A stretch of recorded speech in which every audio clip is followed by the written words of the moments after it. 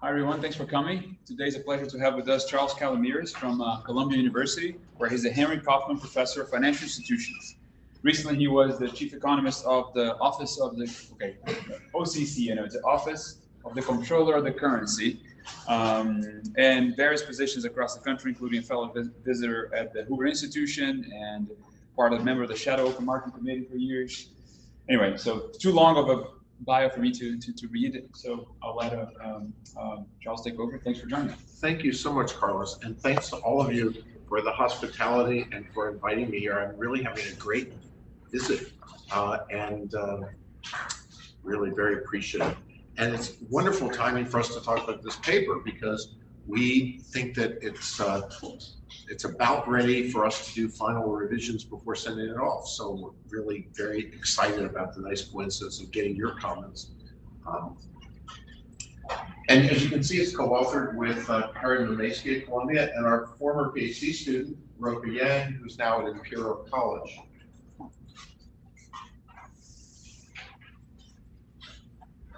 Okay, Megan, you're going to need to educate me.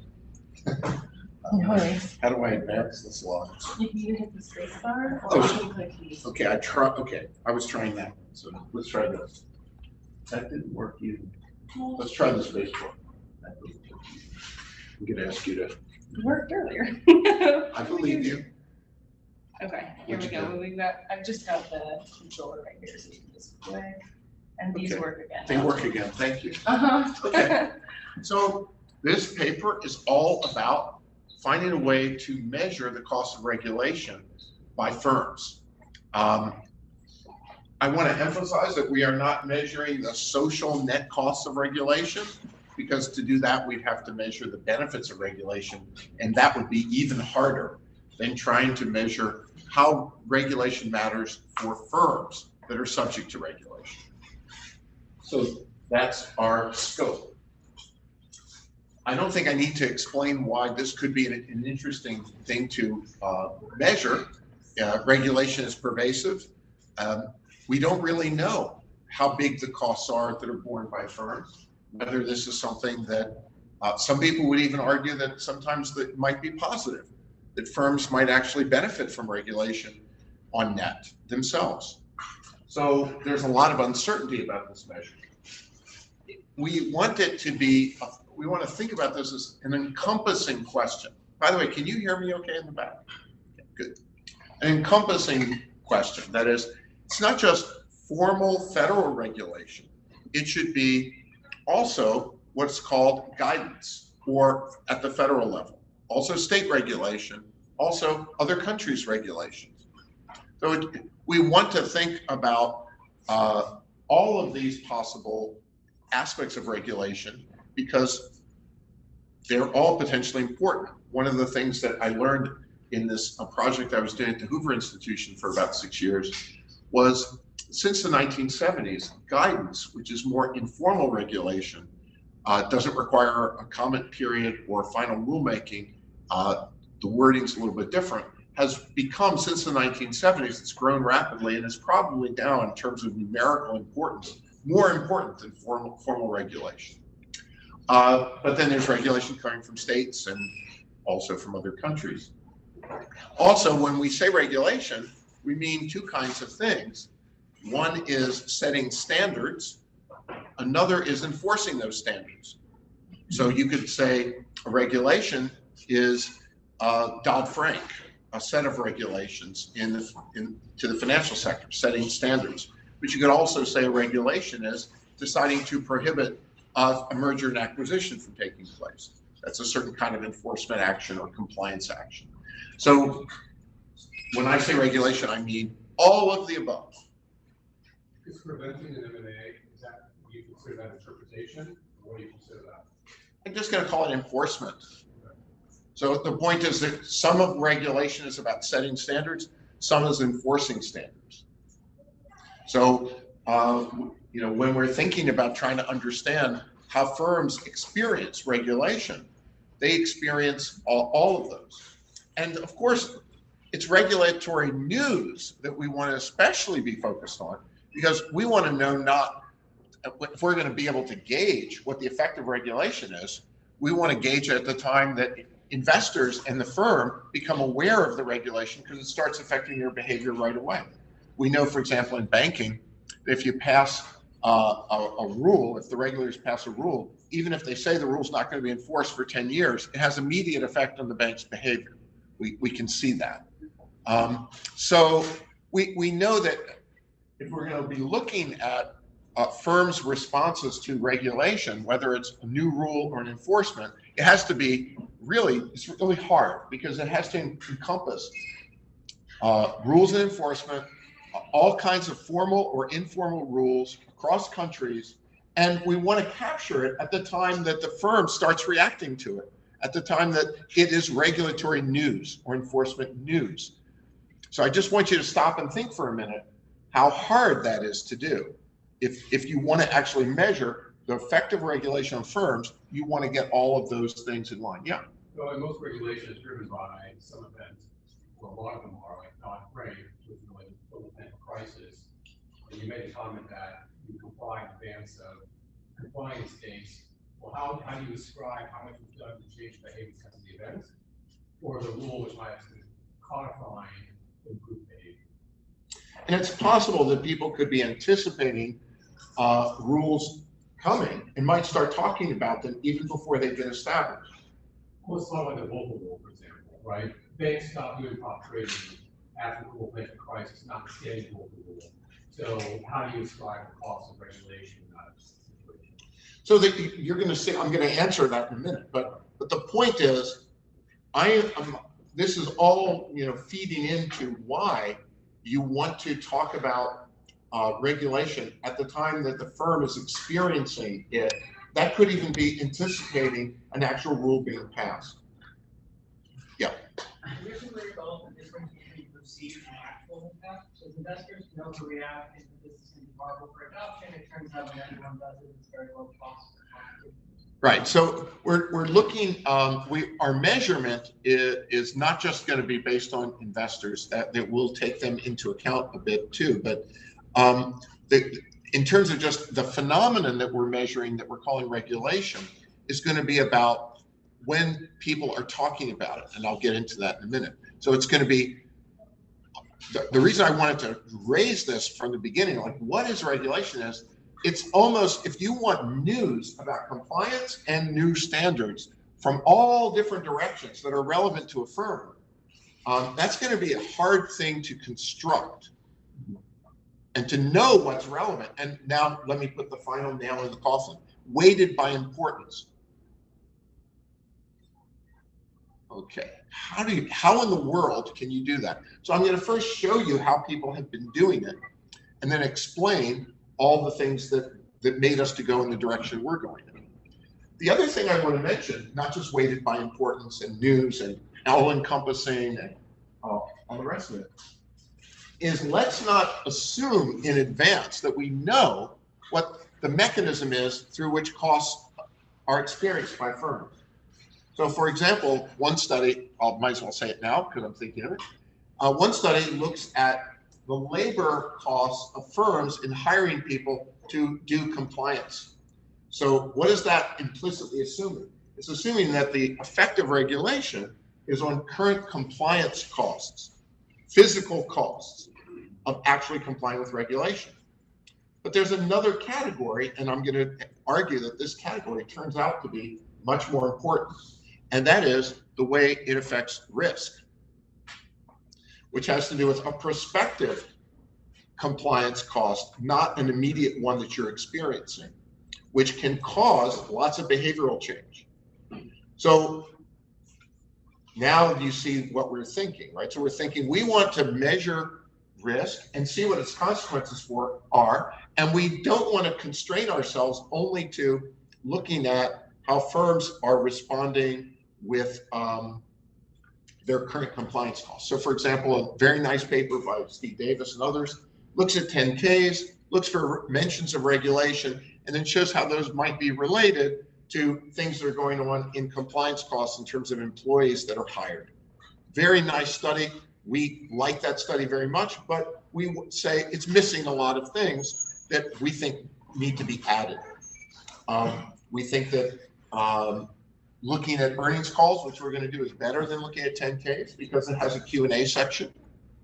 The Q&A section not only gives investors a chance to initiate topics and conversations about regulation, it also, the fact that the Q&A exists means that the presentation section is going to have to be different from a 10K. If I know that you get to ask questions in this seminar, I will give the presentation differently than if I had you all bound and gagged in your seats.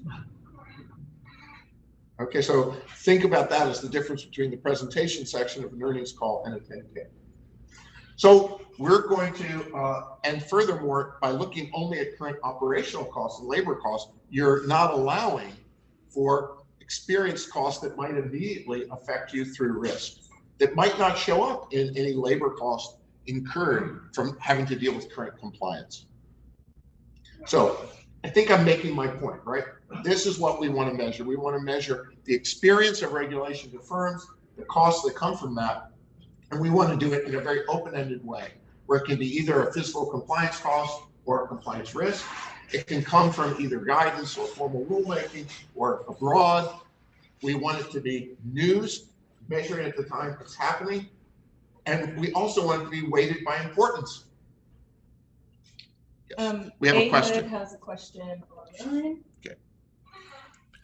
Charles, I'm wondering how one can do an event study when regulations make their way through the bureaucracy. Companies know they're coming, but they come at a certain point in time. How do we address that kind of challenge? Yeah, so our method is inherently designed to take care of that, because we're not trying to track when a regulation is written down as a rule.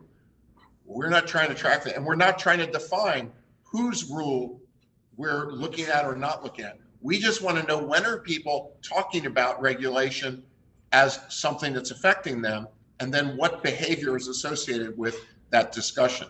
So the reason that we're focusing on earnings calls is earnings calls are a scarce amount of resource. It's an hour-and-a-half conversation.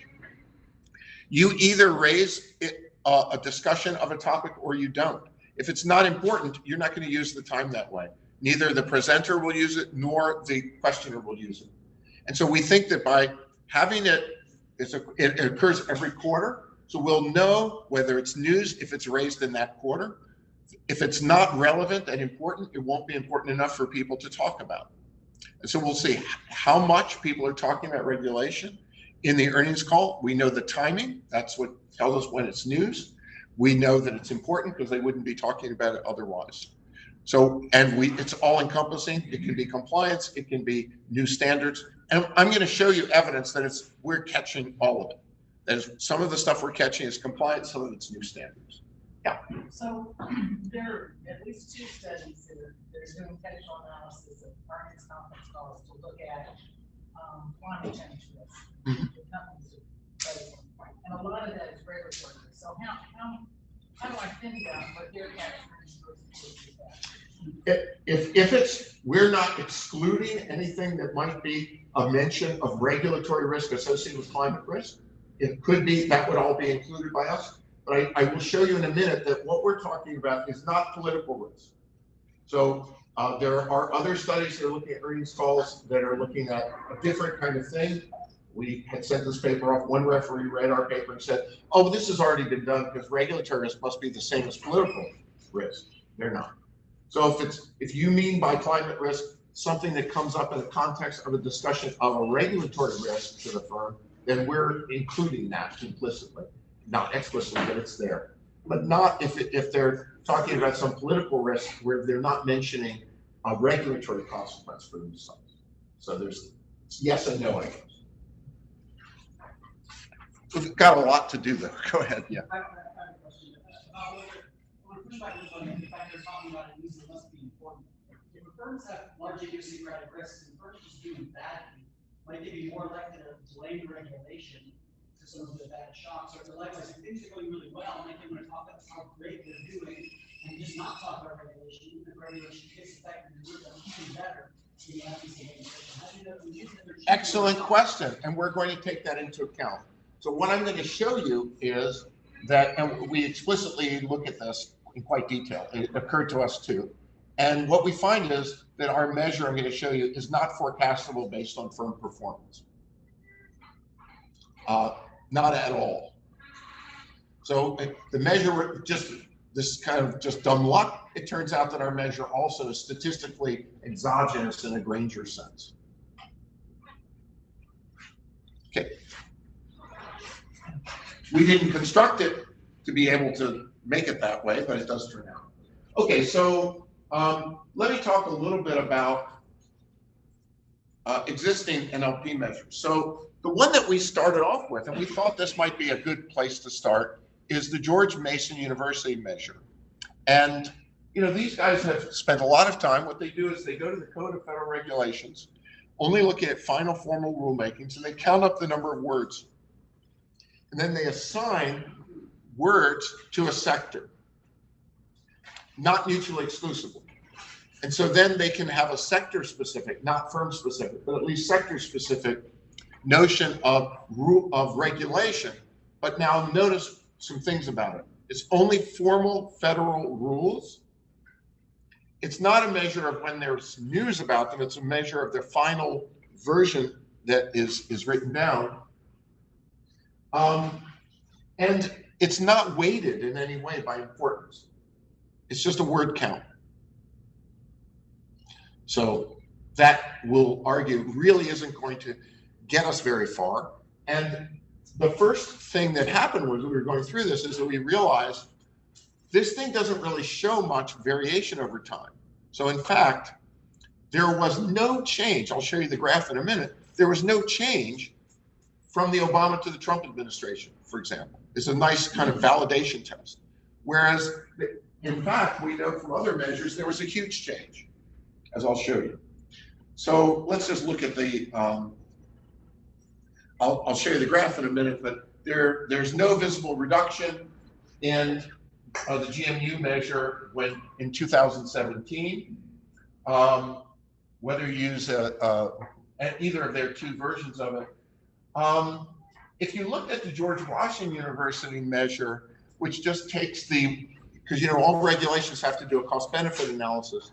As the former chief economist of the OCC, I would discourage you from taking the cost-benefit analysis seriously as any kind of precise measure, except that at least what they do is, I think they have $100,000 or $150,000 threshold here to say, let's count up the number of regulatory changes that were important. That's George Washington University. And when you do that, of course, you get some major change over time, and especially a big change in 2017, a big drop. So I will show you that our measure has that in common with the George Washington University measure. So look, if you look at the top two graphs, the red line is the George Mason University measure. The black line is the George Washington University measure. So you can see that they are very different in terms of just a time series aggregate indicator of what's going on with regulation. And remember, the George Washington University measure does try to measure importance based on this $100,000 or $150,000 threshold. Okay. It's also, though, still geared toward formal things.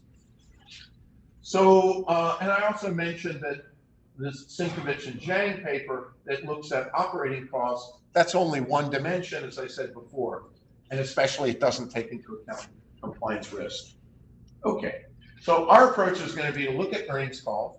We're going to separately analyze the presentation section and the Q&A section. We're going to do that because they may have somewhat different information. It turns out that they do have somewhat different information, maybe complementary information. I think they do have complementary information. I want to emphasize that the fact that the size of earnings calls is consistent, that is pretty much the same across firms and across time, is really helpful to us, because that means that the distribution from an importance standpoint that people are sampling from to have a discussion of regulation is consistent across firms and over time. So we are expecting that, roughly speaking, firms should be talking about regulation based on this kind of equal threshold for, we only talk about things that are sufficiently important. And so it's really helpful to have the earnings calls be this scarce hour and a half that's been consistent over a long period of time and across firms.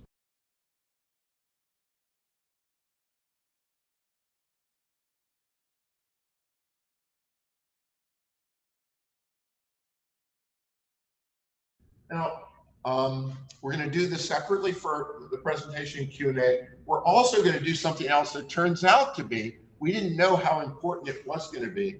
It turns out to be crucially important, and that is to distinguish between increased regulation and decreased regulation. So notice that, like the GMU measure, for example, we hadn't thought about this, but this is another criticism of it. It doesn't distinguish between words that are happening in rules that are reducing regulation versus words that are happening that are increasing regulation. And I'm going to show you in a graph in a minute from our own earnings call data what the graph looks like of the frequency of mention of regulation, which is basically a nice smooth upward trend. But then our measure of the increasing regulation, which we call net reg, which is a net measure, which distinguishes between increases and decreases. And what you'll see is it has a slight downward trend, mainly flat over time. So it turns out that you do not get the similar picture if you just look at mention of regulation, if you don't contextualize it to take into account whether they're talking about regulation going up or down. So that's what we're going to do. We're going to create that measure. We're going to look at how this regulatory news about increased regulation, net increased regulation. By the way, how do we do that? We count the number of mentions. We have the word root regulat. Then we're going to count how many times it's mentioned.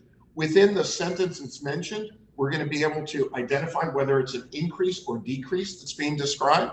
Then we're going to sum the total net of increases and decreases in either the presentation or the Q&A section, and that's going to be our measure of regulation discussion. We're going to look at how that affects a bunch of different firm-dependent variables: sales growth, asset growth, leverage, and operating margins and returns. So 5 different groups of variables. We're going to argue that there are these sort of 2 mechanisms that we think of regulation affecting. One, kind of immediate current physical operating cost, the other, compliance risk. And we're going to show you that the combination of effects that we're deriving is indicative of the fact that both are affected, but that in terms of the magnitude, economic magnitude of the effects, compliance risk is much bigger in terms of its consequences and importance than current operational cost. We're also going to look to see whether there might be differences between large firms and small firms, and we're going to find huge differences. And you can think about these differences a lot of ways. You could think the reason why a particular net reg score matters much less for large firms than small firms. Well, why would that be true? Yeah. Just in terms of your mechanism, how would you categorize something where I pursue a new line of business in order to comply with regulation, but it's not compliance officers. It's investing in R&D to make my cars safer to comply with regulation, or I don't pursue a line of business that I would do otherwise because it's regulation. Yeah, so I mean, we're not like analyzing what the firm does at that level of detail, like what the firm's business model is or anything like that. We're just going to look kind of first pass here. We're just going to look for whether you mention regulation. Are you talking about going up or down? And then when you do, how does that predict a year from now how all those dependent variables have changed? Or in the case of returns, over the 22 days after the earnings call. That's all we're doing. Okay, so when you're talking about mechanisms in terms of compliance risk. Well, I haven't gotten to explain that yet. But what I'm saying is that if it's a story about margins, I'm sorry, if it's a story about current compliance costs, it's mainly going to show up in your margins, your profit margins a year from now. If it's a story about risk, it's going to show up in a different combination of variables. What I'm going to show you is that it shows up in a consistently interpretable way in all of those variables. But the stuff about operating margins, which I think of as this compliance, current physical compliance cost, is an order of magnitude smaller in its economic consequences than the growth, leverage, and returns variables, which I'm going to argue are telling us that it's mainly risk. Okay, well, I guess that's the part. Why don't you wait for that's yourself? that's the part I'm confused by. My story about risk, I mean, it's not necessarily risk to say I'm just not doing that new business, or I had this, my growth is slow because I have to, comply with regulations, but it's not the finance. I usually think about risk as uncertainty or a standard deviation, right? Okay, so I don't want to be like too precise in my language here in a way that's confusing. I'm saying if I see you mention regulation and don't see your operating margins affected in a way that shows that there's any operational physical cost consequence, I see that predicting that your growth declines, your leverage declines, and your returns paid to investors in the future go up. I'm going to say that wasn't a physical cost, that was a compliance risk response. So that's all that we mean by it. That's what the language means in this paper. We're thinking of risk in the broad sense that it's something about that regulation. It didn't affect your physical operating costs, but seems to look like a treatment effect that increased your risk because it did all of those things. But it doesn't increase standard deviation of returns, for example. Like your effects are level effects, not standard deviation effects. I'm just trying to get. No, yeah, I'm not sure that I would say that risk. First of all, generally, I wouldn't look. I mean, standard deviation of returns is an interesting thing to look at, but why not just look at the returns? Like if returns go up, that would be an indication that there's risk, more risk. So yeah, maybe standard deviation of returns is not a bad idea too, but. It might be might be worth looking at, but that's not what we did. We just said risk went up and leverage went down, growth went down, and expected returns went up. So I'm just telling you the answer. And all of those are really large. Whereas the operating costs also affected, but they're an order of magnitude smaller. Okay, so let's get into it. The final thing we're going to do is we're also going to try to, again, it's a very long paper. There's a lot that I just said. The large firms are very different. I didn't explain that part. Why should they be different? Large firms, of course, the whole political economy literature has always said it. Large firms should have less costs from regulation. Why? They can politically lobby more successfully. They have more political influence. They also have they're able to absorb the overhead costs of lobbying and compliance, maybe better, because they can manage the risks in one way or another. Regulation may even be creating advantages that are unique to them in terms of barriers to entry that might be disproportionately enjoyed by the large firms. So we can make a long list of why it might be that large firms have a different reaction to our net rate measure. What I can tell you is, what we're going to show you is all that prediction coming from the political economy literature. Yes, we find it, and it is huge. It's a huge difference. And finally, we're going to try to give you a little sense, and we'll learn a little bit more from doing topical decomposition here. So topical decomposition means we're going to use the LPA topical analysis coming out of looking at this and dividing into different topics and saying, which of these topics is relatively important? So it's a kind of decomposition of importance in driving our results. We'll learn some interesting things. There'll be some evidence about some of this being clearly regulatory standards, some of it being kind of compliance. I'll show you that there's some other interesting results, like one of the more interesting results is discussions of utility regulation. So when we put topical context, we can start talking about utility regulation, that when the topic is utility regulation, the mention of utility regulation tends to have positive effects for utility users and tends to have negative effects for utility producers. So we thought when we got the result of it being positive, we thought that's interesting. Wonder if that's coming from the fact that most firms are utility users. So what if we drop out utility firms? The answer is it gets much more positive.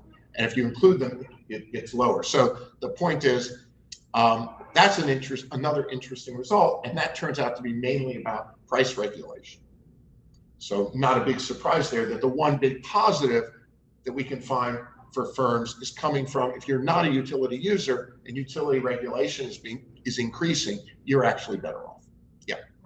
Just wondering how long the ability for expected returns lasts for, because I can imagine if we overreact, prices drop, and then a year later they go back. And I don't know that, regulation, I'd say that's okay. So you can't look generally in the expected returns literature. It's pretty hard to look at firm excess returns over a year. We're going to look at 22 business days, and we find similar results. But I think that 22, we may have reported in the appendix, different windows, but 22 is kind of similar to 11, and so I'll talk more about that. By the way, the pattern that we're going to show you is that I don't think we actually show the numbers because they're not statistically significant. The current effect is negative, but it's not highly statistically significant.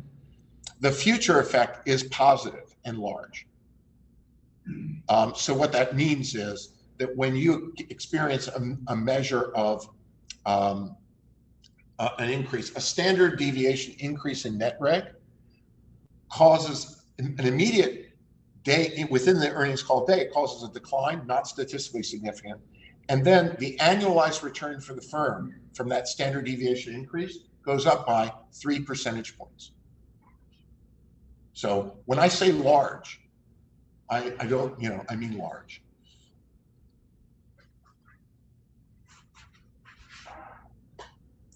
Okay, so let's just show you, you can see why it's useful to, in the middle panel, to divide between looking at the presentation and the Q&A section.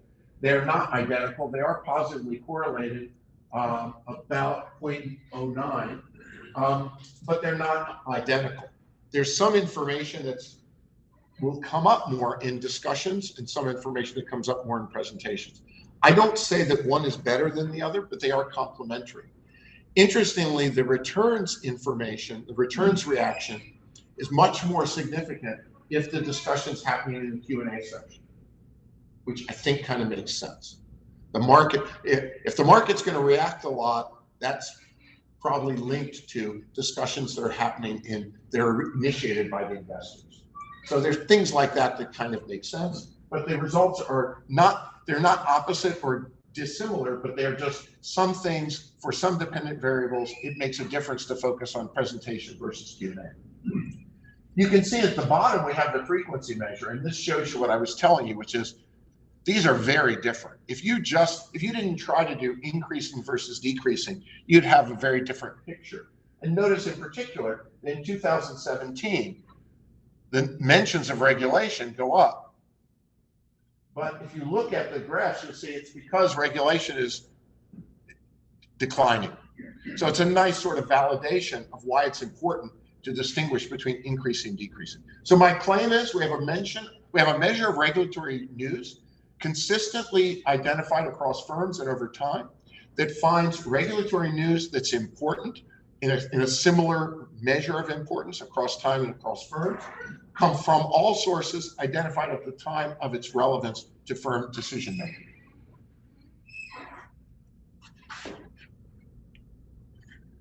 Okay. Is this the same as the political news in the Hassan et al. 2019 paper? Basically completely uncorrelated, which surprised us a little. We wouldn't have expected it to be completely uncorrelated, but it is. So no, this measure has nothing to do with political news. Okay, here are the two hypotheses I was trying to talk about before. If it's increased regulatory risk, we expect that it should reduce growth. That's kind of a standard neoclassical investment theory. If your risk is increasing your cost of funds, we expect less investment. We expect your cost of funds to go up. We also expect, based on trade-off theory of leverage, lower leverage. I got with my corporate finance tag and asked Go ahead. About that. So are you assuming that these changes of regulation are happening randomly? What kind of identification do you have in mind? Well, I didn't assume anything about them. But But you what- talking about things like regulation causes classical collaboration. I was wondering whether you have any strategy. So notice that we want to also, bear in mind that we're talking about things that could be idiosyncratic to firms. That could be, so they could be just a firm compliance thing that happened. It could be economy-wide, like Dodd-Frank increased financial regulation may have big consequences for the cost of funding. So there's a lot of different things. I'm sure that some of them might feel random to the firms, but we know in science nothing's probably really random, or unless we, or at least in the world we analyze, nothing's random. What would worry me is if I could forecast it based on firm performance, as was raised earlier. That I can't do. So all I want to know is that a reasonable measure, best I can do. I can't explain net reg. I've tried. Nothing I can do to explain it. Can you explain Jim's regulation? That's what. Oh, you cannot. That's what net reg is. Net reg is the measure. So I can't forecast net reg, except with lag values of net reg, which I'm going to take into account. And so, and then R squared is really low. So net reg is not a forecastable variable. I don't think I'd want to say it's a random, it's random with respect to the world. I hope not. Regulators are supposed to be doing something, right? So, but anyway, that's what I can say. So, and if it's mainly affecting your physical compliance costs, it should show up in your profit margins. And so we have 5 different ways where the changes in your profit margin. So we have 5 different ways of measuring profit margin. And so, I'll just tell you, as I said in advance, basically it shows up in everything, but the variables that matter that you would think of as being the ones that matter for hypothesis 1, the order of magnitude is 1 order of magnitude greater than the ones for the second one. Yeah, question. Charles, with respect to the issue of higher expected returns, if there's bad news coming into the firm, value will decline. I agree with you that expected return will go up, but initially you'll have the values because of the bad news, right? So are you? Yes, and I said, yeah, and that happens. So the immediate within day return is negative, and then the post-day returns are positive. But it's not statistically significant, the immediate negative return. There's just a lot of, look at it this way. On the day of the earnings call, there's a lot of news about the firm, right? So regulation is one little piece, but it doesn't, it's competing with a lot of other information. As you'll see, regulation is mentioned maybe sometimes on 1 or 2 places. It's not going to be driving the bus of all the returns on the event day. So we're not that surprised. Actually, to be honest with you, we were surprised that we could find it in the post event returns, because think how much is going on that could be affecting investors' perceptions about risk in the earnings call. So we're kind of impressed that we were able to find it. And the reason we were able to find it is it's so large. Yeah. For your measure of regulatory impact, you stem corpus first, right? Do you expect that all the areas of regulation, or regulat, as you said, are going to work in the same direction? So are there heterogeneous effects? Yeah. So I'll tell you what we did, and we have a lot of ideas about how one could modify this measure. What we wanted to do in the first paper, we think we're going to write about 10 of these. In the first paper is just do the simplest thing. So for example, we have in our other papers shown that you can also take any mention. So I don't think that the regulation or regulate are likely to be different. But there are lots of things that you could do about the language surrounding it other than just taking into account increasing or decreasing. And we know about those things, and we haven't tried them yet, but we have a long list. So I think there's a long list of things. For example, like first order is going to be to see if we can use the suggestive evidence from the topical analysis I'm going to show you to start making distinctions about regulatory standards versus regulatory compliance.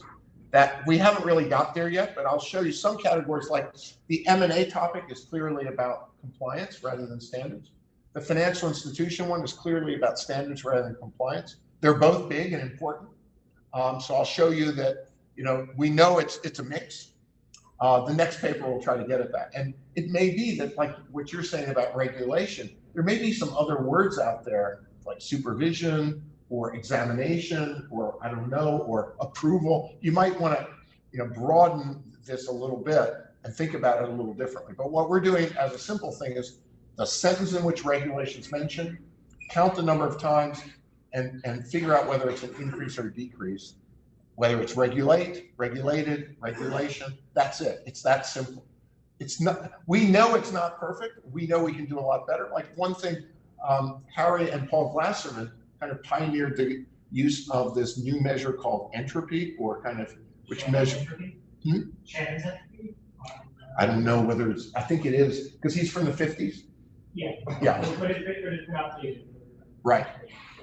And they've constructed different measures of it. We've used updated measures of it too. And so, yes, it turns out that in our previous work, it's a kind of measure of the newsiness of what you're looking at, how unusual the discussion is. And we found that that might be useful. So the other thing is we're not going to look at, although we have already run results where instead of doing increasing, decreasing, we look at sentiment around that and within that sentence. What we find is that sentiment is negatively correlated with increasing or decreasing, just as you'd expect. So that when you're talking about a regulation that's going down, sentiment's positive. When you're talking about a regulation that's going up, sentiment's negative. It's a noisier measure and we don't think that it's as good because it's a kind of like psychoanalysis measure rather than what people actually are saying. Like it went up, it went down, instead of I feel good and regulation happened. It's kind of, it's a little more indirect. But as additional modification, so looking at more carefully at nuances, I think it will be a much more respectable activity after we've shown that a very simple way of going through is delivering these huge effects. But I'm sympathetic. Yeah, there's a long list of things to be done, and we know that this is not the end of it. We hope it's not. Okay, so I've already told you all this, and I'm just going to go skip it. I'm not going to spend a lot of time on this. You won't be surprised to hear that we use CRISP for stock returns, CompuStat for our performance measures. The variables, the dependent variables are sales growth, asset growth. When we measure size differences, we're going to condition on size measured by log sales. We're going to look at various margins. When we talk about stock returns, we're going to talk either about excess returns, simply measured, or using 5-factor plus momentum. So Sheridan's not here for me to thank him. I think he wishes he got a nickel for every time somebody mentioned momentum, but unfortunately, maybe Sheridan's on the line. Sheridan, do you get a nickel for every time? I don't think so. He gave that right to Cliff Aston. He did what? He gave that right to Cliff Aston. Okay, that's good. Cliff So I've already told you how we're doing this, so I think I can probably skip this slide. One thing that we're also doing, in the earlier draft of the paper, we had that regulatory sentiment modifier included as an alternative way to do it. We showed similar results, but a little noisier. We also are going to report here the sentiment score for the whole earnings call, just as a kind of placebo or something for you to have in mind. Like, is this all about earnings calls that have high sentiment or low sentiment? And the answer is has nothing to do with that. And in fact, even the regulatory sentiment measure, that is taking the sentiment measure in the sentence around the word regulate, is uncorrelated with the sentiment generally in the overall earnings call. And you'll see that in some graphs. So there's, this is not about sentiment, but we're going to show you that. It also turns out that sentiment is highly forecastable. So if you were trying to use sentiment, you'd have to worry a lot about what does sentiment mean, because it turns out it not only forecasts things, but is very forecasted by things. Net reg, conveniently for us, is not. Yeah. For sentiment, how quickly do you compare with the reg rank paper? So reg rank was a 2014 paper by a bunch of very smart people at MIT. They're basically trying to get the sentiment of, I think it might have been sentiment of comments, do some Bayesian, some fancy Bayesian. I don't know the paper. Do you know who are the authors? I'll send it to you. Andre Carolyn. Yes, Carolyn Burrell. Caroline Go, Will Scott. Okay. Yeah, I don't know the paper, but I definitely want to find out about it. And a follow-up for the sentiment question is, what dictionary are you using? Locker McDonald. So the reason I'm asking is the words that denote sentiment and regulation are fairly different than what denote sentiment on, say, Twitter. That's true. However, okay, so this is earnings call. So what we have found in other work, in completely different topics, is that when you're interested in a financial economics context, Lockman and McDonald is superior than if you go like, so we experimented in a different paper with a lot of different sentiment measures because we were interested in political news. But it turned out even in that paper, Lockman and McDonald gave much cleaner kind of results, and we think it's because we were looking at Thomson Reuters, which has a kind of financial user focus, and then we were looking at market outcomes. And so I think if you're looking in the field of finance at how investors react and how firms and investors are talking, I think that Locker and McDonald works better, both for earnings calls and also even for Thomson Reuters.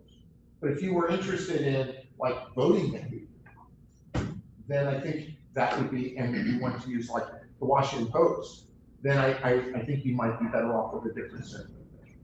But that's not based on any experimentation. That's something I want to mention. We did no experimentation because we thought that was important.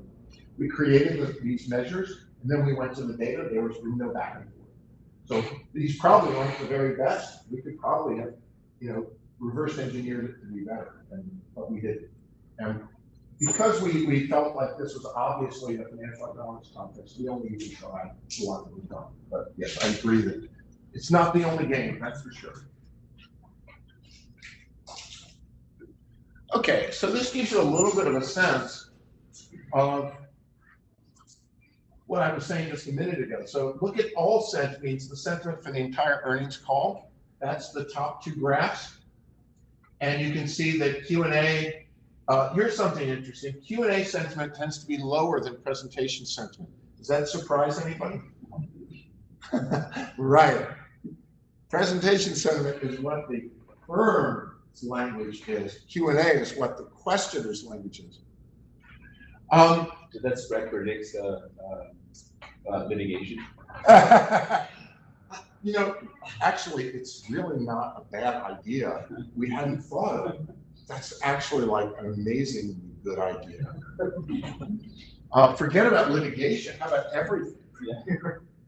The sentiment difference between P and Q&A. Has anybody ever looked at that?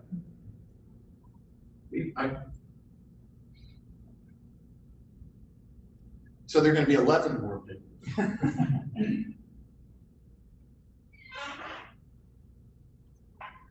Okay, so you see that those two in aggregate, they look a little different, but they are correlated and with different levels. And then when you look at regulatory sentiment for P, which is the green, and for QA, which is the blue one, you can see that they are also correlated with each other, but that they look pretty different from the aggregate all sentiment. So that shows up when you look at it more disaggregated too.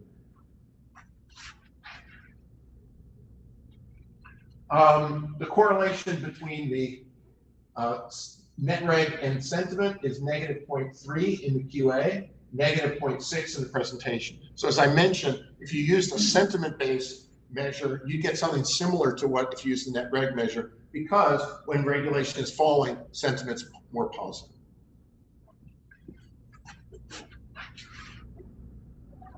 Okay, now I want to just show you a few things about how the data are different across firms. So this is Duke Energy. I bet you could guess that regulation is being discussed in every earnings call because they are a regulated entity, heavily regulated entity. And so what we do is, just to illustrate, we show you the extreme values. So these are extreme values for the presentation, which is the blue, and for the Q&A. So the extreme values are with either the box or the X. The actual values are plotted against the sentiment values too. It's a little bit of a busy graph, I think, but you get the idea. There's constant information about net reg. That's the point. And Sheridan, you missed my joke about momentum, but you can replay the tape. There's good momentum there. Always like that. And here's a very different kind of firm. This is a firm where there's only occasional mention, although of course the sentiment scores for the whole earnings call can always be observed, but net reg is only observed occasionally. That's the orange stars and the blue stars. And then there's some where, oops, I didn't show the last one. It's observed even more rarely. So we can talk more about this. We made some, I'll just skip it. The other thing that we wanted to do is not just to have increasing, decreasing, but we were worried, it turns out unnecessarily, that with the word regulation might sometimes connote physics or engineering concepts, the regulation of the fuel pump or the right. And so we wanted to kind of make sure that contextually regulation was about things that had to do with what we're talking about. So when we did a screen for that, we ended up excluding a small number of mentions of regulation. Let's say, I don't know, about 3% or 5% or 6% or something.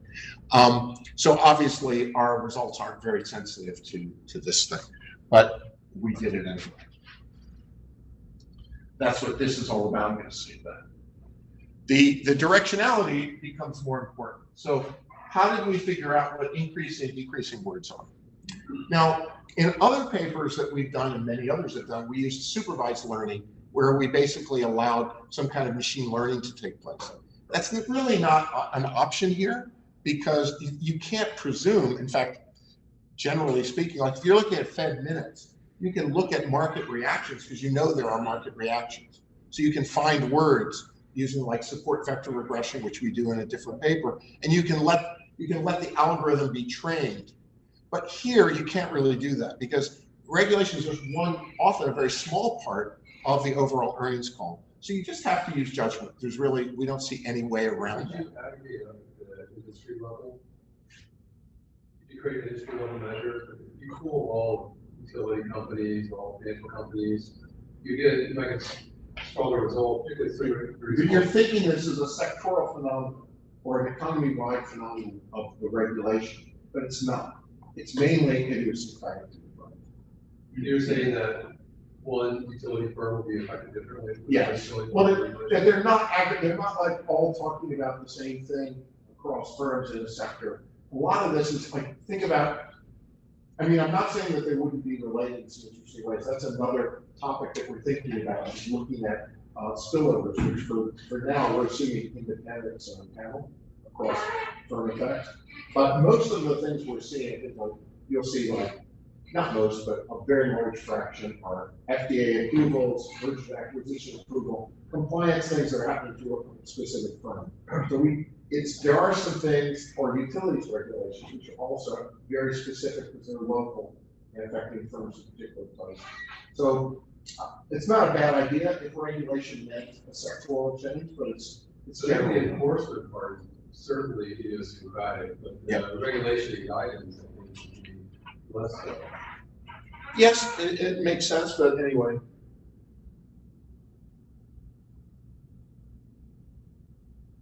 Especially if you look right after some regulation. If you look, aggregate up the industry right after some regulation, Yeah. it might tell you more information. I mean, I think that that's true.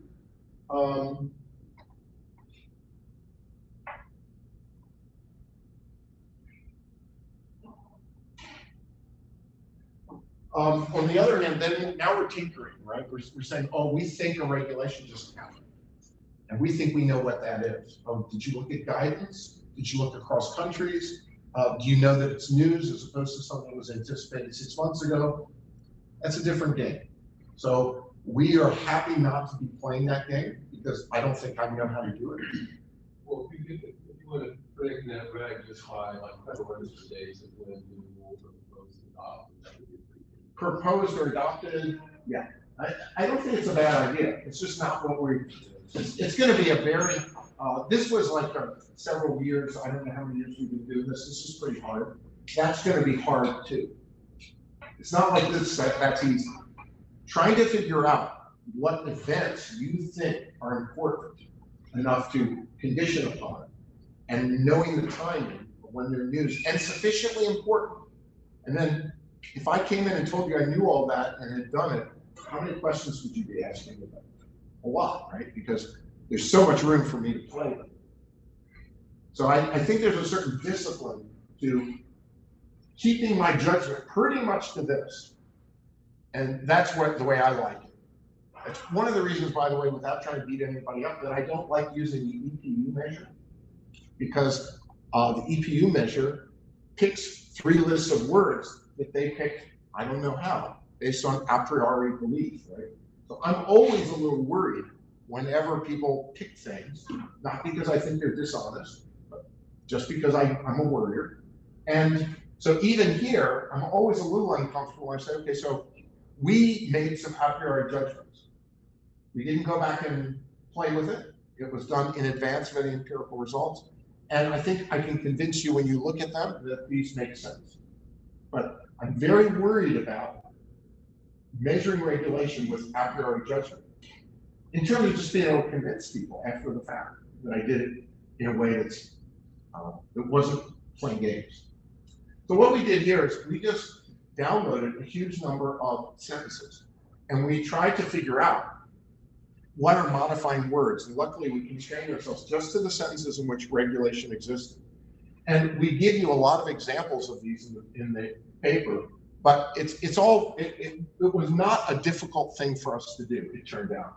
That if the word regulation occurs next to the word burden, that is an increase in regulation. If the word regulation occurs next to the word adapt, which is something we couldn't have guessed, but when you read it, it turns out that that's also increased regulation, because the CO is saying we had to adapt to a regulation. If it's occurring alongside the word approve or improve or clear or good or benefit, those tend to be deregulation. So we had to choose. We know that this adds noise to our measure, because there are going to be some times when regulation occurs alongside the word improve, and it's actually an increase in regulation. It's just not the dominant modal thing, right? It's the exception rather than the rule. So that means that there's some errors and variable problem in our right-hand side, which probably means our results are stronger than what we're showing.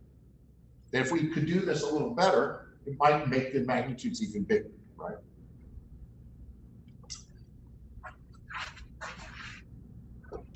So this gives you some, we have a bunch of these in the paper. In the interest of time, I'm not going to go through them, but we're pretty convinced that it's not hard to see why this works.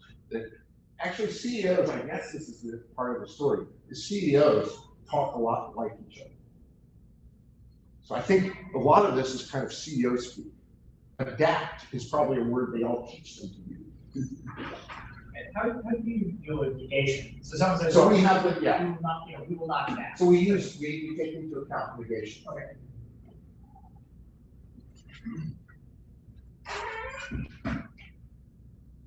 Okay, so now let's just talk about art. So this is, you're not supposed to be able to read the numbers here. I'm going to give you a table you can read in just a minute. The point is just to show you. So we have a framework where when we sat down, we thought, we're going to start off without distinguishing by size. That's the first two. That's P and Q and A, separate. Then we're going to distinguish by size. Then we're going to do, we're going to look at within industry, variation in size, so that we're going to think about size as not an absolute across all firms, but within the sector defined. Then we're going to, I forget what the last one is. What did we do in the last one?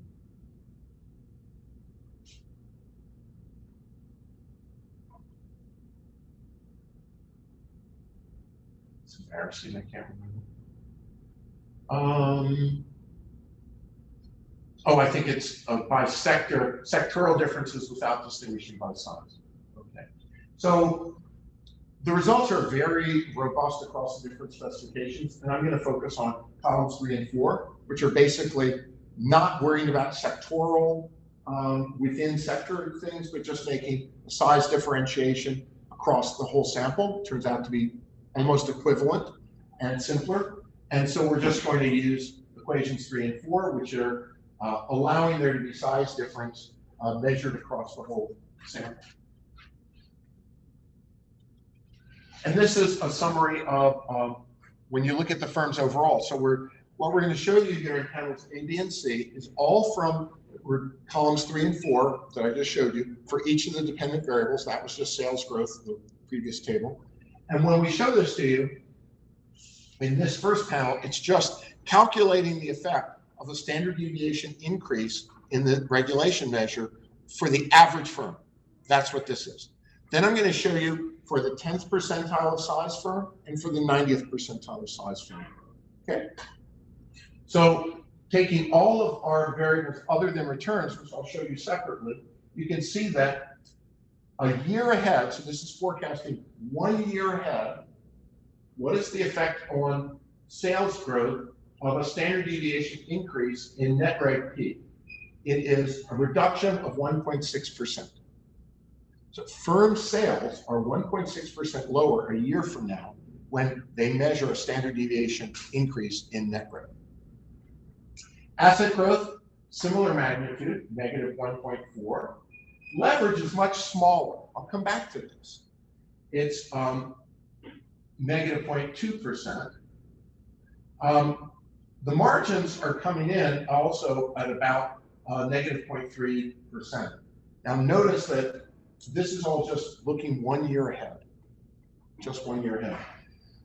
When we look at Q&A, we also get results for the sales growth, asset growth, and leverage measures that are statistically significant. All the results are kind of similar, but I'm only showing you the ones that are statistically significant. What's the prediction for leverage?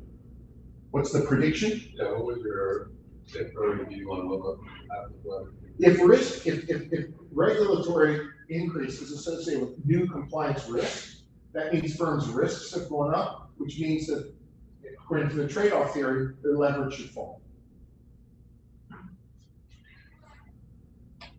Just as a kind of placebo, we also just show you that sentiment scores are also positively associated with asset growth, statistically significant, not much with other things. Take all that with a grain of salt, because you're going to soon see that sentiment is also forecasted very much, whereas net rate is not forecasted by performance measures. Okay, now, keep that, that's the average effects. What about for the smallest firms? Well, as you can see, the sales growth measure is almost twice as large. This is, again, just 1 year ahead. And so that's generally the pattern. All the effects are much, much larger for the small firms. How about for the 90th percentile of size? You have a selection bias for small firms. I mean, there are small firms that don't have calls and can't get the sample.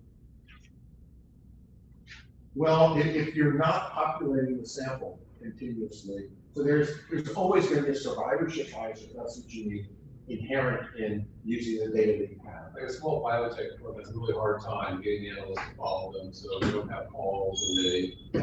So if you're not remembering that we're only including firms that are there consistent. Where the industry measure may help you, because if the costs fall more heavily on smaller firms and they're not in your sample, you may actually miss it. Yeah, that's true. It could, I mean, so the very smallest firms effects, you could imagine, are even bigger. But,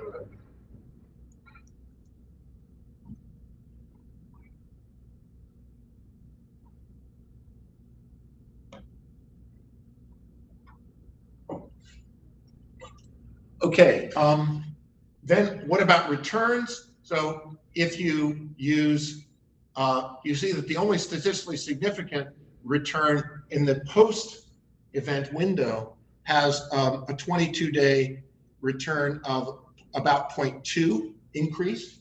So if when you annualize that, you get about 3 percentage points annualized increase in return. So standard deviation increase in regulation is associated with a 3 percentage point increase in expected returns. You'll see it's over the 22 days of trading after the earnings call. I got lots of hands up. Let me just note some simple things. We don't get statistically significant returns effects from the presentation part. We don't get anything that's statistically significant for those two measures on the actual earnings call day. But even though they're not statistically significant, I can tell you they're negative. So when net reg is positive, it causes contemporaneous returns to be negative and post-event returns to be positive, which is, I think, what you'd expect if it were a risk effect. Let's go here and then we'll go to the back. Yeah. So my question is not about the returns, but with regard to the relationship between your net reg measures and the other DVs you have. And in particular, I'm wondering, since you're not actually capturing government policy, but the way in which firms are talking about it, can you really say you're getting at the effects of regulation, or are you just capturing impression management, right? So I can forecast I'm going to have a rough year ahead. Why not a year ahead of time blame it on the government or increasing regulation? Well, again, we thought about this, but then net reg is not forecasted by earnings. So your previous quarters or years earnings don't forecast anything about net reg. So, you know, and it's not, neither is it the contemporaneous effect, it's the future effect. So and notice that we're getting similar results coming from the Q&A, which is initiated by questions of the investors. So you're right that we're having a discussion about regulation being discussed, increasing or decreasing, between the CEO and the investors in the presentation, the Q&A.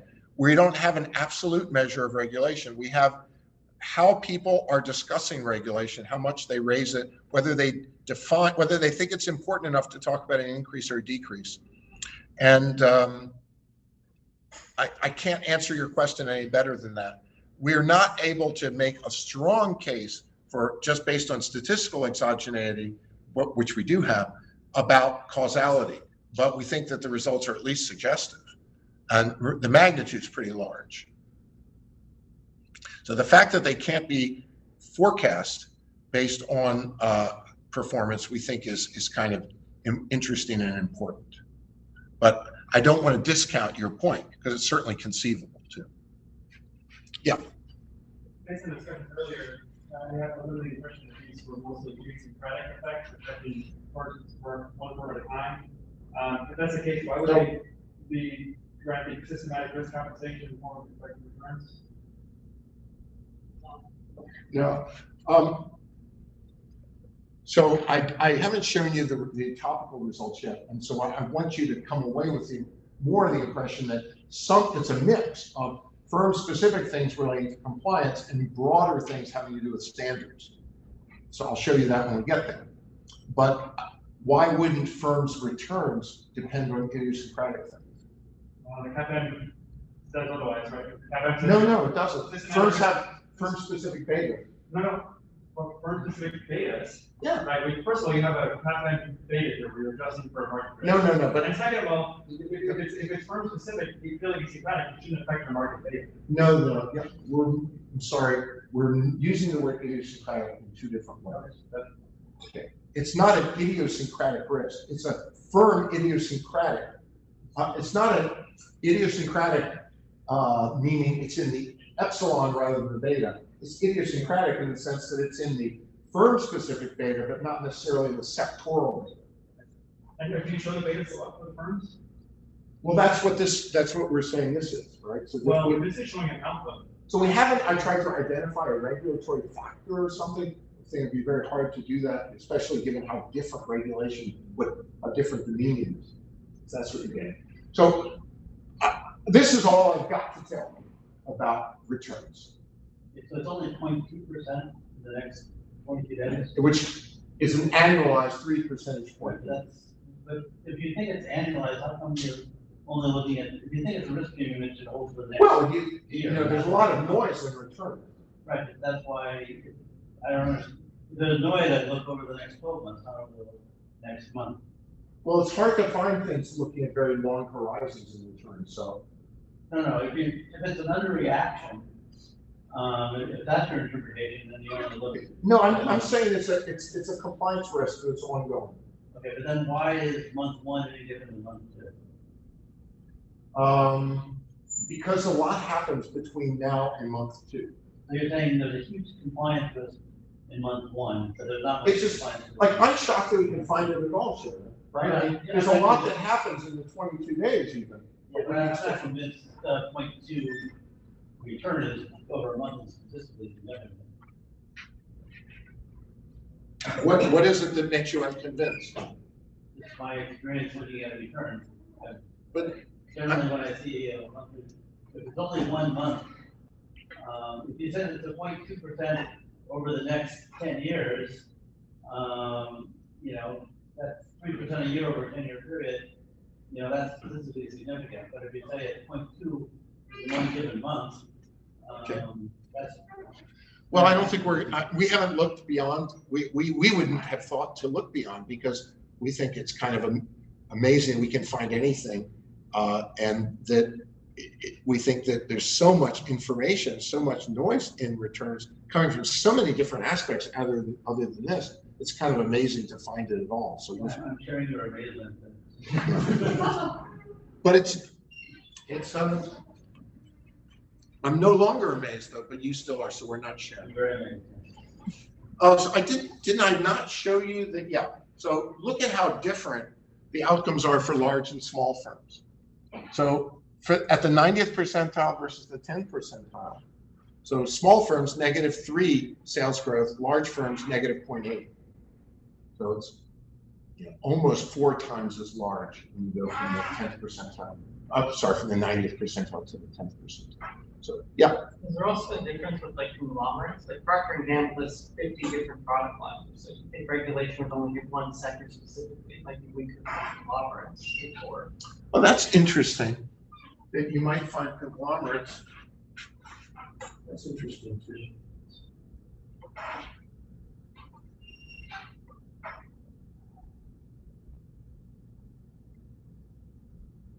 I can see now 6 JF papers talking about the diversification benefits of conglomeration. Let's hope not. Notice that leverage is also negative. And but again, it's smaller in magnitude than the effects for sales growth or asset growth. Now, I want to emphasize that the effects that we're looking at are 1 year ahead.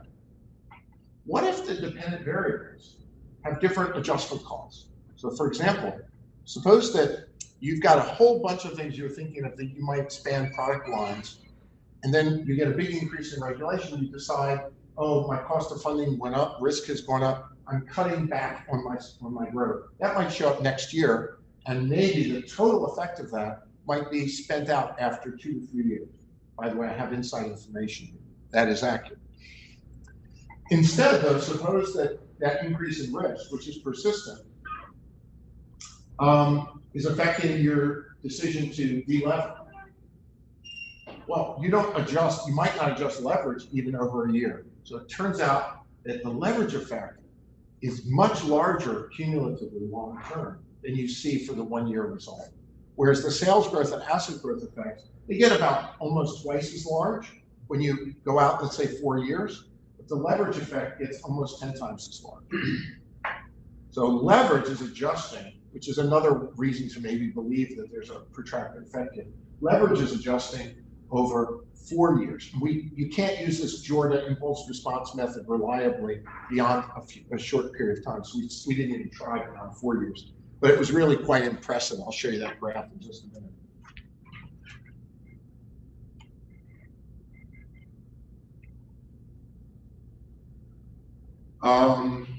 Yeah, so here's sales growth. You can see first year is negative 1.6 on average for sales growth in the P&A, as we saw before. By the time you get out to the third year, it's pretty much flattened out at about double that. So that effect, by the way, just sit back for a minute. Standard deviation increase in net reg is associated with a cumulative 4% decline in counterfactual sales growth. That is a very large number. What about leverage?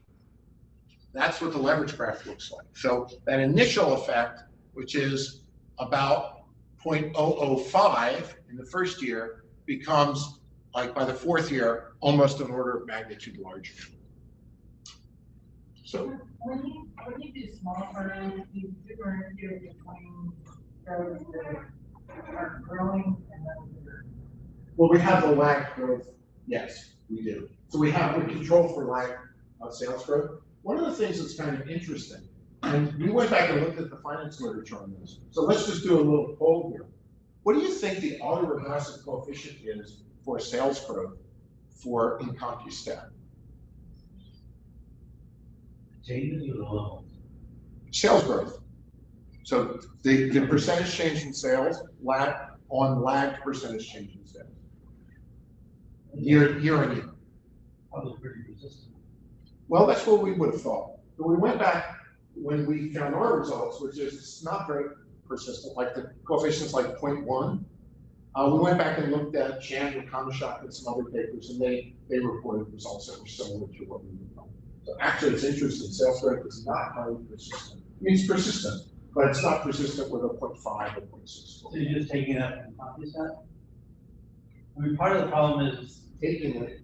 well, it needs to be adjusted because we've got a lot of firms that have acquisitions. And so you'll get a year where sales growth is 100%. So you got Exxon and Mobil, they merged. And so the merged company sales is twice as what Exxon was before, and then the next year goes back to 2%. So your point is that the lack of persistence may reflect idiosyncratic changes. Yeah, that could be. Correct the data for that. Thanks. That's a very interesting point.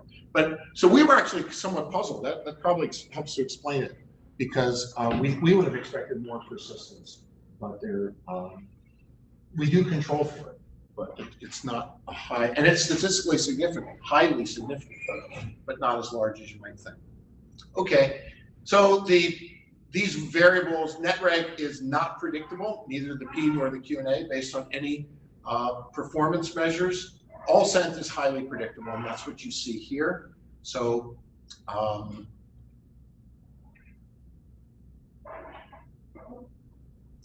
this is where it gets interesting, to me anyway, is now let's think about the context, topical context that's driving it. So now think of this as something like a decomposition.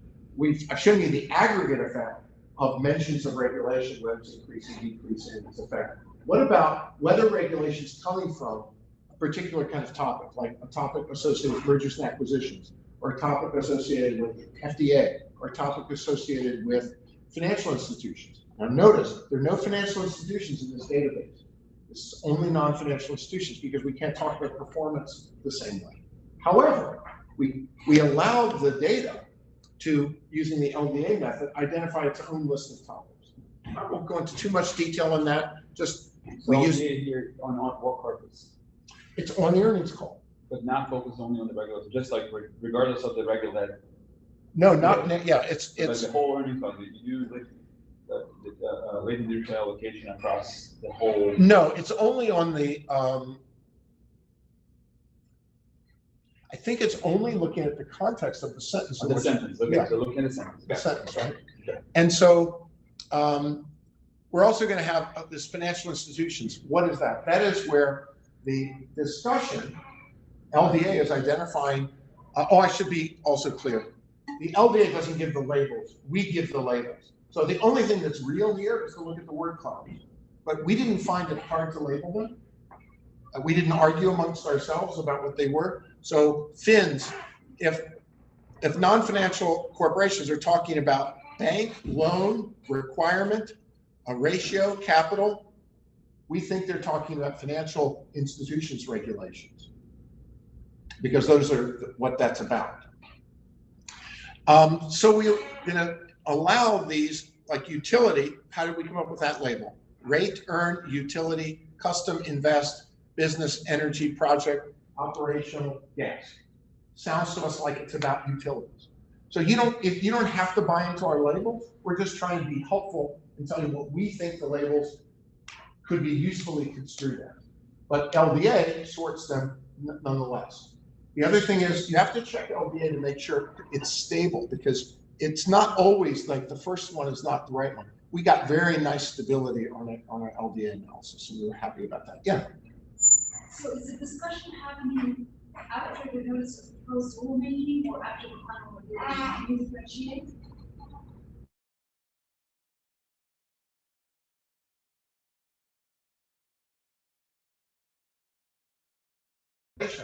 That are happening before it's even been publicly announced that there's a consideration of regulation.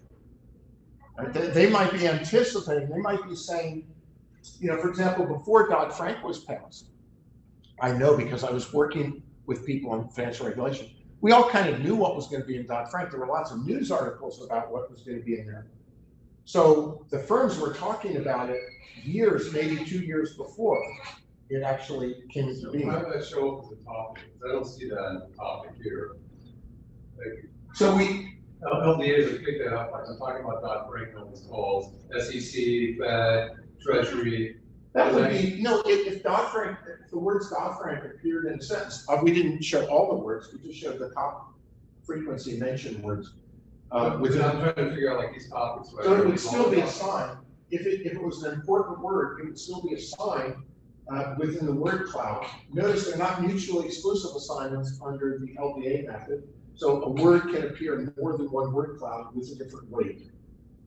So we I'm asking the question differently. I think like pending regulation or pending rules is itself should be a topic, but the LDA is not picking up like that as a topic. It's not clustering around what's impacting about. Right. So what we did is just, we described in the paper exactly how we boiled it down to this list of LDA topics. So we wanted a small enough list too, so that we could do a regression analysis, dividing things by topic. So given that that was our intent, we wanted to also boil it down a little, so we grouped some things together. And we did separate analysis for the presentation and Q&A. One of the things that's kind of reassuring too is the two lists of topics were quite similar. So if you do separate analysis on two corpuses and you get something similar, we're kind of, so this, we don't think this is the last thing to do in topical analysis here. We just think it's interesting because some of these are clearly compliance, M&A, FDA. Some of them are clearly regulatory standards, like financial institutions. Some of them are more, I'd say, compliance again, like utilities. So we're going to be able to talk about the fact that this appears to be a mix. It's a mix of the two things. Yeah. Is there any way for you to separate whether the discussion started before the final regulation or after? We're not tracking any regulation. Right. The only reason why I'm asking is because the company has an opportunity to influence its compliance costs if they started discussing it before the final rule, because they could engage in the public comments periods. And so it's not necessarily the net reg that's influencing the compliance, it's the company in between. So just to be really, I like your point very much, but just to be clear, regulations being discussed, and a year later, we're seeing what the consequence of or what's happening on this dependent variable. I'm sure there are going to be some times when people are talking about regulation that doesn't end up happening, maybe wishing they talked about regulation that does end up happening. So we're not able to do that with this. It would be interesting to try to separately, as a lot of you are kind of pushing us, to think about trying to measure regulation. That's why, though, I spent a lot of time at the beginning talking about how hard that would be. You have to be able to measure rulemaking versus state guidance across countries, across states. You have to weigh by importance, and you have to know the timing when it's really news.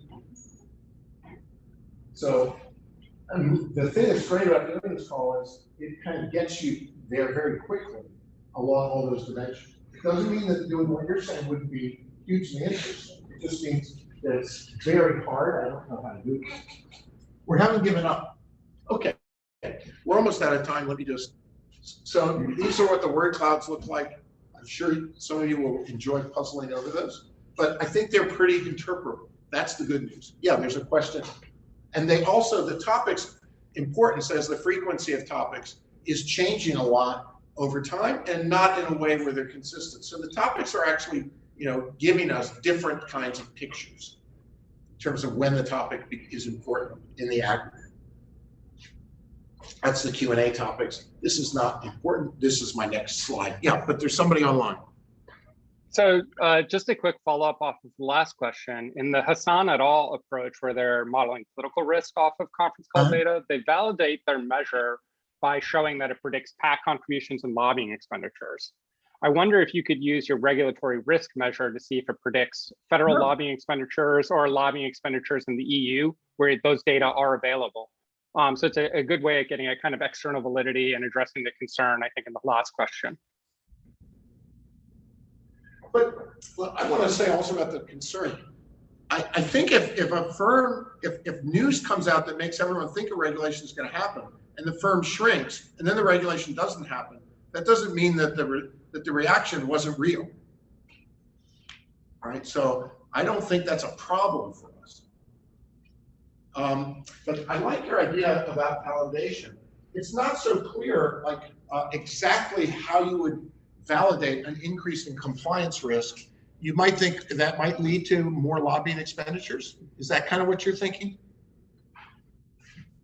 Yeah, in general, I would think that you would have increasing buildup of like your regulatory affairs function as someone who used to work in one.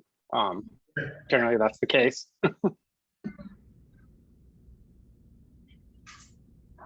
So so going back to some employment thing, yeah, it's an interesting idea. Okay, so I just want to show you a few things. We're out of time pretty much. We have 1 minute, but just to give you, like, this is one of my favorite results. I want to start here. Notice that these are all non-financial institutions, that mentions of the financial topic have negative effects. So that's associated on leverage, one of our risk indicators, only on leverage, only significantly on leverage. Well, that kind of makes sense, right? Because if the discussion of the topic of financial institution regulation is about capital ratios, which we know it was, going up, having effects on the credit supply, that might have affected negatively the leveraging of non-financial institutions. So I think that's a nice validation. The utilities topic, which is, where is it? It's the only positive. You should be able to find it. There it is, 10.668 over under leverage again. You see that the utilities topic has this positive effect. And when we track that, when we exclude utilities providers, it gets more positive. So that's a pure, all driven by utilities consumers experiencing benefits from increases in utilities regulations that they're discussing. The other topics that are driving it are more about compliance. That's what I'm calling idiosyncratic, by which I mean it's firm specific. So it's mergers and acquisitions you see as a big deal, and also FDA. So we think this is kind of promising as a way to potentially go down the road of trying to disentangle compliance from standards. But we've done enough of this analysis for the first paper. So I finally come to the conclusions. We develop a natural language processing method for identifying regulation that captures news, weighted by importance on a consistent basis, we think, because of the earnings calls. It's a directional measure about increases versus decreases, which we think is also quite important. The measure turns out, luckily for us, to be statistically exogenous, and it has very big effects, especially big effects on things associated with variables you think would be associated with risk. That is growth, leverage, and returns. Although it also has effects on margins, but they're much smaller. Most of the effects are done after 2 to 3 years. They flatten out, so it's a one-time level effect. Except in the case of leverage, where it takes a lot longer, we have to stop after 4 years. We think that, roughly speaking, this is not that surprising, because leverage should have bigger adjustment lags than the other variables. Topical context matters, as I've told you, and maybe the biggest takeaway for some people in the literature is going to be that their guess that large firms manage regulation better seems to be hugely important. So that regulation has big costs, especially for small firms. And that's kind of, thank you very much for your comments, which are very helpful. And that's all I have to say. Thank you.